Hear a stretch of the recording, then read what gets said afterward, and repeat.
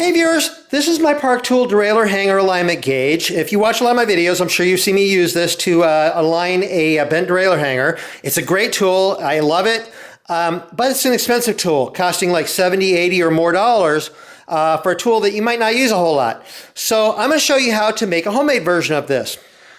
Now for the main shaft of my tool, I bought some 3/4 inch steel square tubing here. This is going to be the most expensive part of my tool. I got this at Home Depot, but you might be able to find like something cheaper. Maybe you can find it like in a scrap metal yard or something. This is square. You could probably get away with using maybe some round tubing if you can find it a little cheaper.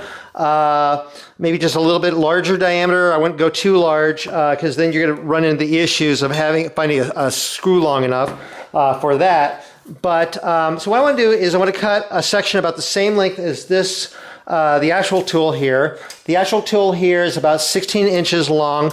So I'm going to cut this to be about 16 inches long as well.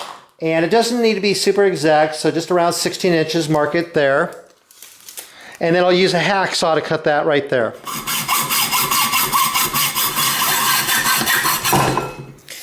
And then I'll use a file, just go ahead and smooth out the cut a little bit, the sharp edges.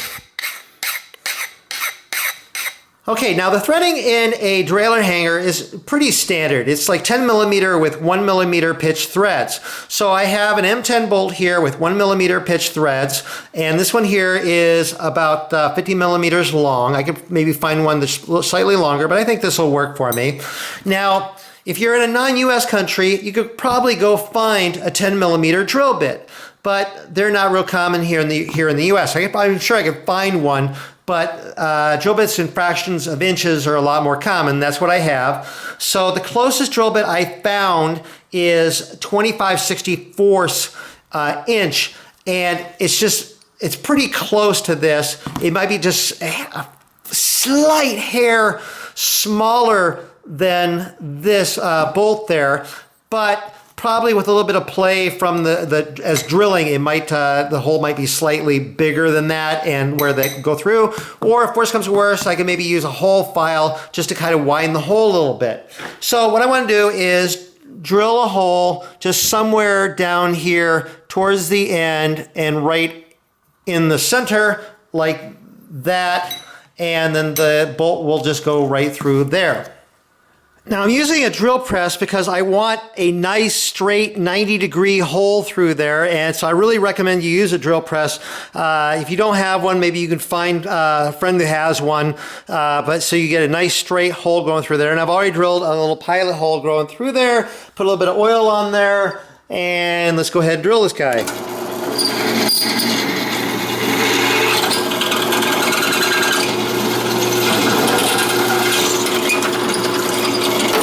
Like that. And my bolt slides through there perfectly without having to do anything extra to the hole. Nice. Okay, so now I'm ready to start putting this together. Before I put it together, I want to put a little grease here, just around the hole here like this, and a little bit on this side here. Like that, because I want stuff to turn smoothly in there. And now I have like a combination of washers and 10 millimeter nuts here. And so I'm gonna go ahead and put a washer on there like this and slide this through the hole like that. And I want to put a washer on the other side. And then I want to put a combination of washers so that after I get these, I want to have 2 nuts on there at least so that they lock against each other. And I want to have it so that about 8 millimeters of threads extend out past the 2 nuts there. So I think if I put a couple more washers on there like that, I think that will work. So I'm going to go ahead and put these nuts on here like this. And it's going to be kind of like adjusting an axle on a wheel hub, because what I want to do is I want to have this bolt there so it turns sort of smoothly without play in it. So I'll put that on there, and then these 2 nuts are going to lock against each other like this. And I think it'll be easier if I use like a little vise, and I'll put it in like a vise, sort of like what I would do with a a wheel axle or hub. So that'll hold the bolt there. So this is turning, and then I can hold these two nuts there and then just tighten them against each other. So it's turning smoothly. There's a little bit of play in there. I want to kind of get that play out of there. And then tighten the other one there, and then tighten it against it. And how does it go? It's turning.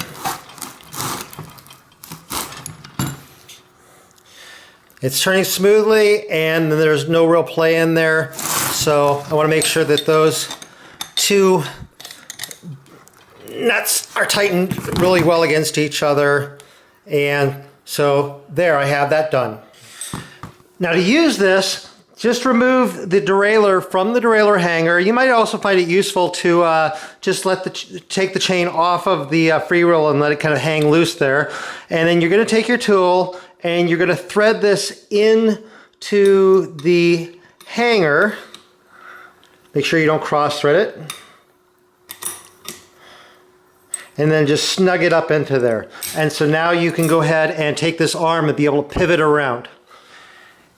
And then to true the wheel, what you're going to do is rotate the wheel. First, you want to make sure that the wheel is fully seated into the dropouts. And then you're going to use one point on the wheel in all directions, which is usually the valve stem.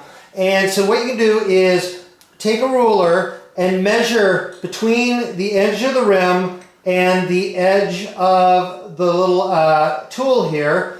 Measure it in this position, which it's about 9 millimeters there, and then I can rotate it up into a different position up here and measure here, and that looks like it's about 8 millimeters. So what I want to do is I can use this tool to just kind of bend the hanger just a little bit and probably go to about 8.5. There's about 8.5 millimeters there. Rotate the valve stem down. And it should be probably about 8.5 millimeters down here now. Yep. And then rotate it over to this direction, and it should be probably about 8.5 millimeters over here. And it's about 8.25 there. And so I'm going to go over to this direction to see what what it looks like over here. And it's about 9. So what I want to do is kind of go over this side here and just bend the hanger out just a little bit. Measure it a little bit farther till it's about 8.5 here. And that all looks good. And then just remove the tool from the hanger here. Well, I've reinstalled the derailleur and the chain, and it's going nice and smoothly. The cage is nice and straight. And so that is how to make and use a homemade derailleur hanger alignment gauge tool. What do you think? Let me know down in the comments. Hopefully you found this useful or interesting. If you did, please give my video a thumbs up. If you're not subscribed to my channel, click the subscribe button. You see new videos that come out. I'm always coming out with new videos. I'm over on Facebook, RJ the Bike Guy. Go over there, like that page. I post a ton of stuff over there. And I have a webpage, rjthebikeguy.com. Go over there, sign up for the page, and I have stuff over there as well. Anyway, thank you very much for watching.